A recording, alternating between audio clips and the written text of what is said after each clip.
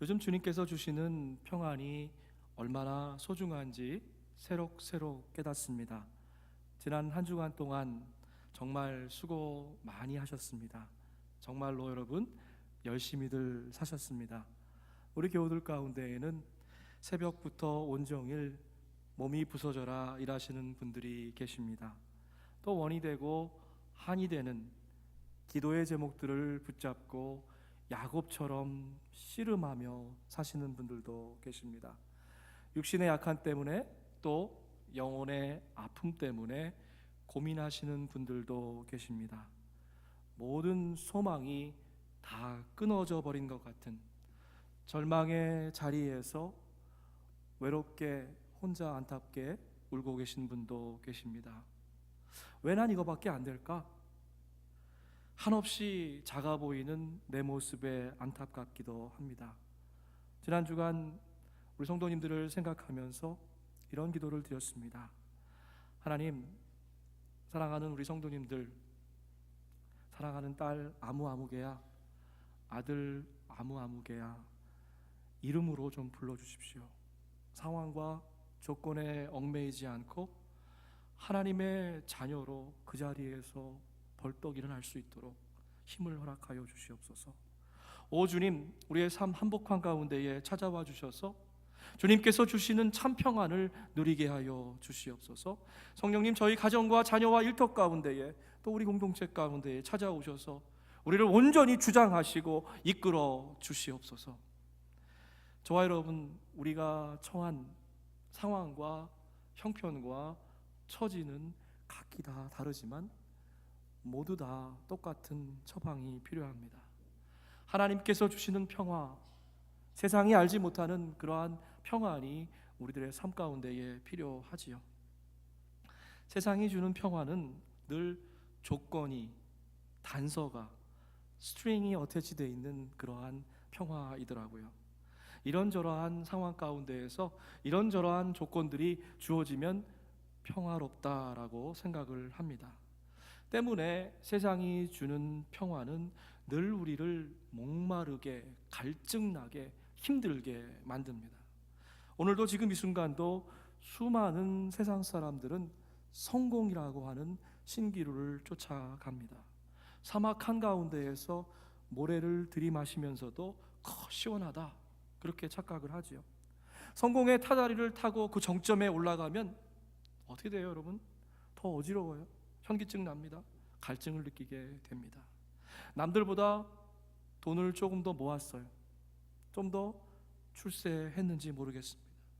그런데 세상의 성공과 출세라는 것이 바닷물을 퍼먹는 것처럼 짠물, 먹을 수 없는 물을 들이마시는 것 같다라는 것이죠. 짠물을 벌컥벌컥 마시면 어떻게 됩니까? 점점 더 입이 바짝바짝 말라갑니다. 점점 더 성공이라고 하는 신기루의 노예가 됩니다.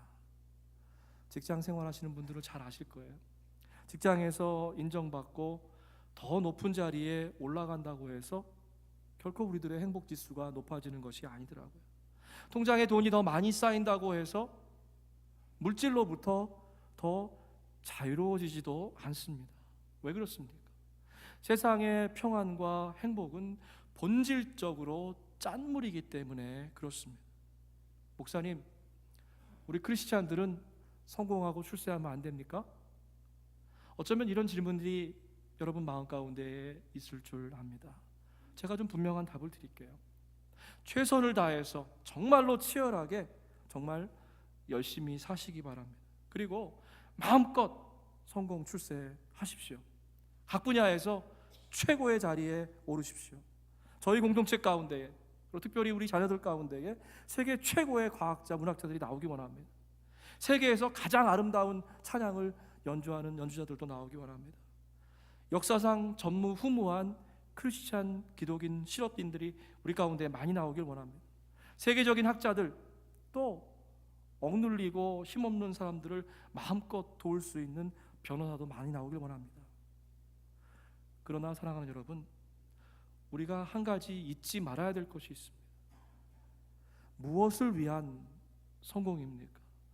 누구를 위해서 성공하고 출세하시려고 합니까? 저는 말씀을 나누면서 시사나 정치 이야기하는 것을 별로 좋아하지 않습니다.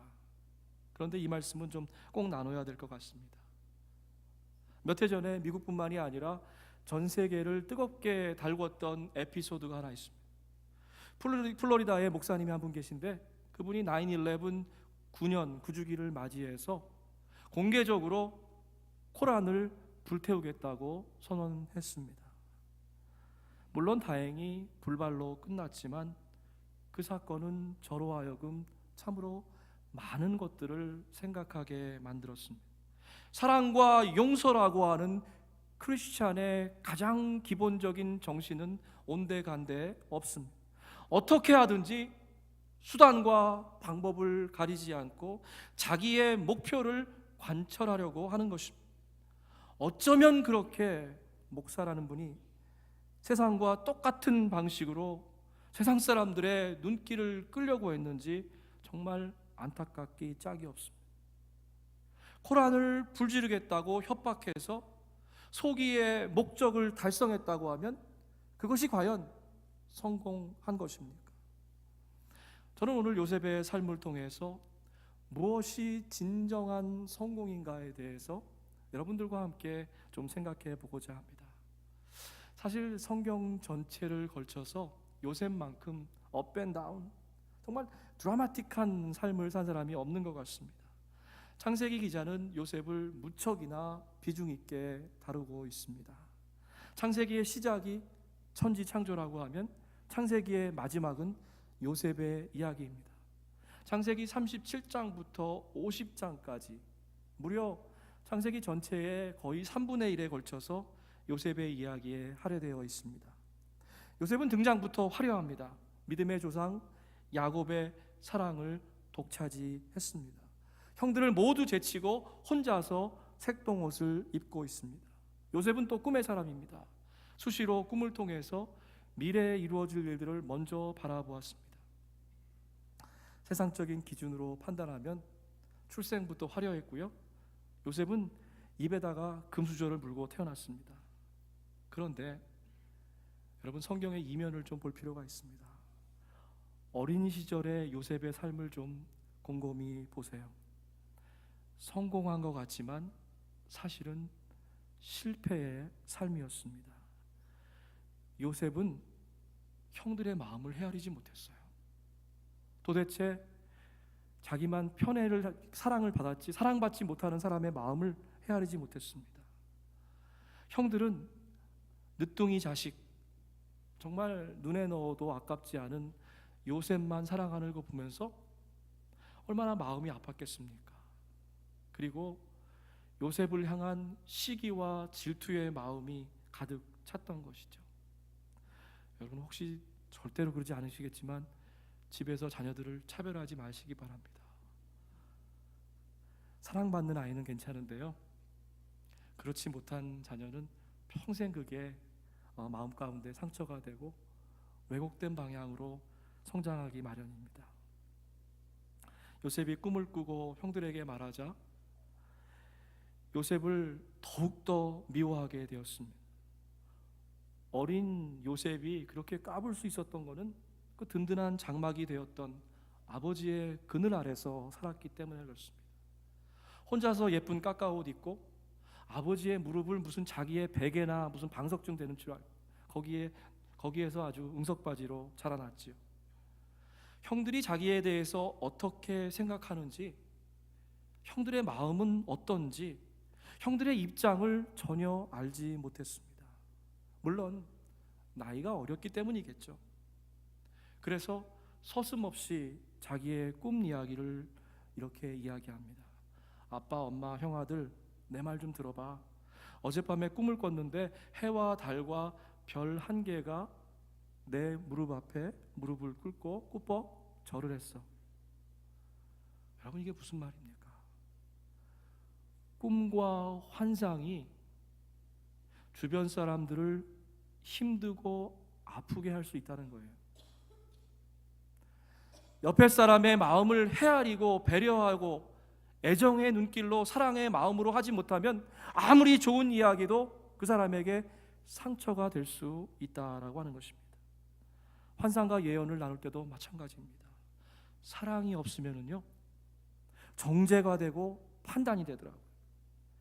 이제 요셉을 향한 형들의 시기와 질투는 하늘을 찌르게 되었습니다. 비냥거리는 말로 이렇게 얘기해요. 요셉을 바라보면서, 야, 저기 꿈꾸는 아이가 온다. 이름도 불렀다는 것이 아니에요. 꿈꾸는 자가 온다. 저 아이를 죽여서 구덩이에 묻고 아버지에게는 악한 짐승이 먹었다고 이야기하자. 뭐라고 얘기합니까? 그리고 저 아이의 꿈이 과연 어떻게 되는지 우리가 볼 것이다.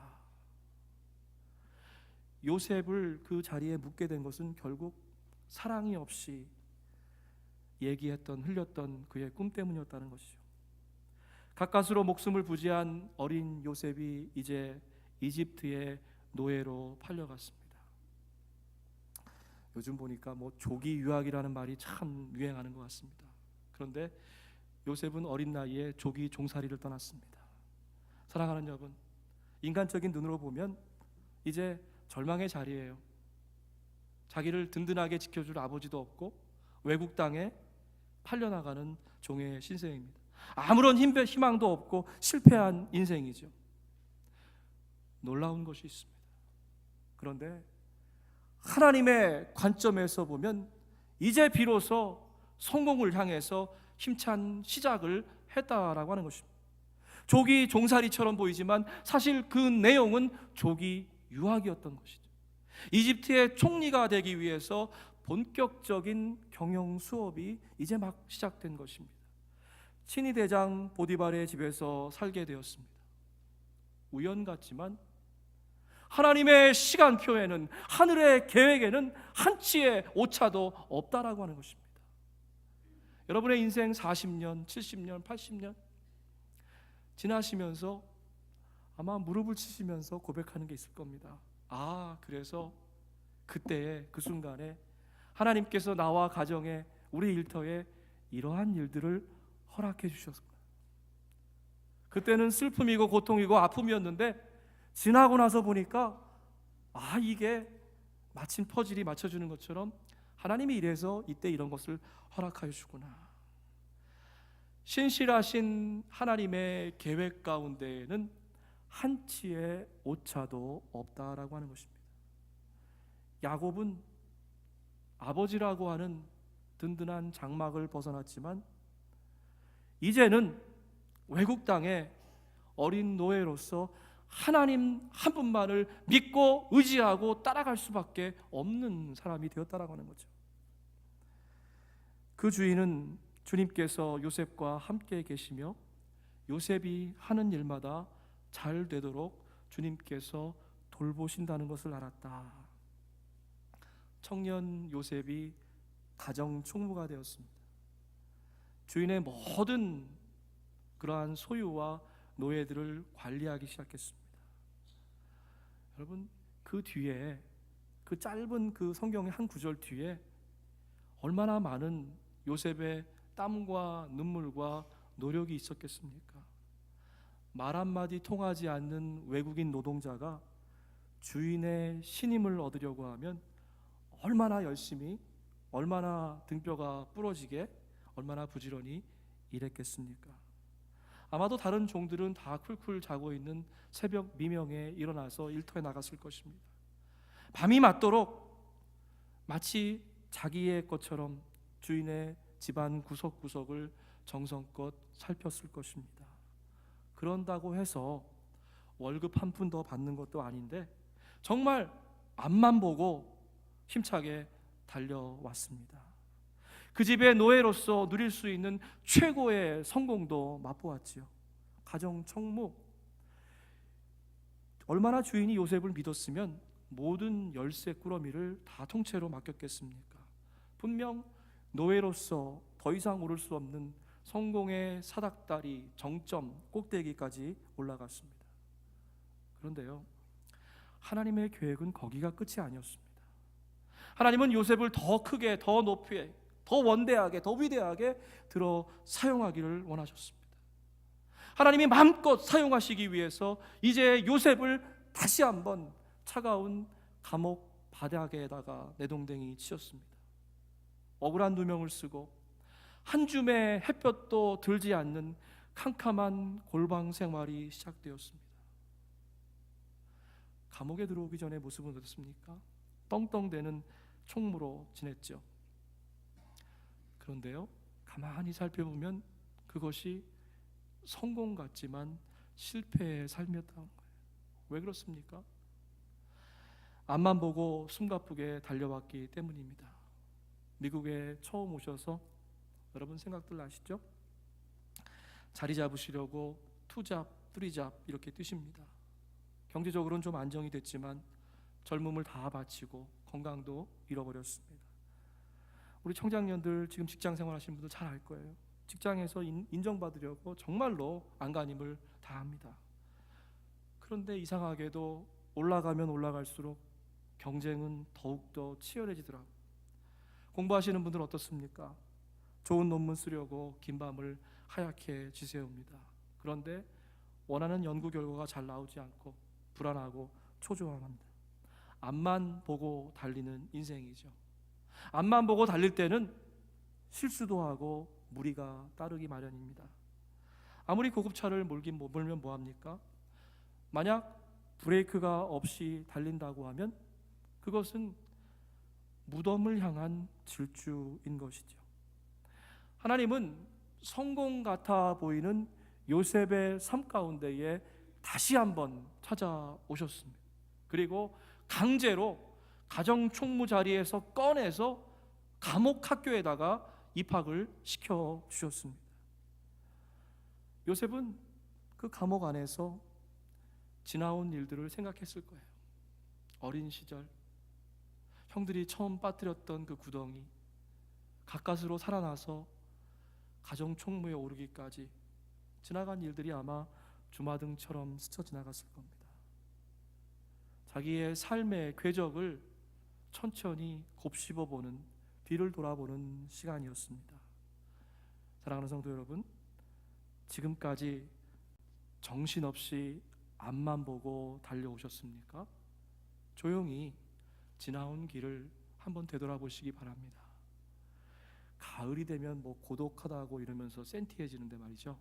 그러지 마시고 이번 주에 좀 시간을 정하셔가지고 30분이라도 조용한 자리에 가셔가지고 좀 지나온 시간을 한번 되돌아봤으면 좋겠습니다.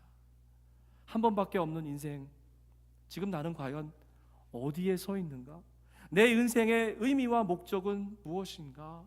라는 것을 한번 묻기를 바랍니다. 여러분, 중요한 성공의 비결을 말씀드리고 싶습니다. 한 단계 더 높은 곳으로 점프하고 비약하려고 하면요, 반드시 점검하고 조율하는 시간이 필요합니다. 그토록 잘 나가던 요셉에게 감옥 학교가 왜 필요했습니까? 여러분, 감옥은 어떤 곳입니까? 한평 남짓한 좁은 공간입니다. 단순한 삶이지요. 마치 시간이 멈춰선 것처럼 적막한 곳입니다. 지나간 삶을 곱씹어 볼 수 있는 그러한 좋은 배움터입니다. 혹시 지금 저와 여러분의 삶이 감옥 학교가 아닙니까? 뜻하던 것, 계획하시던 일에 브레이크가 걸렸습니까?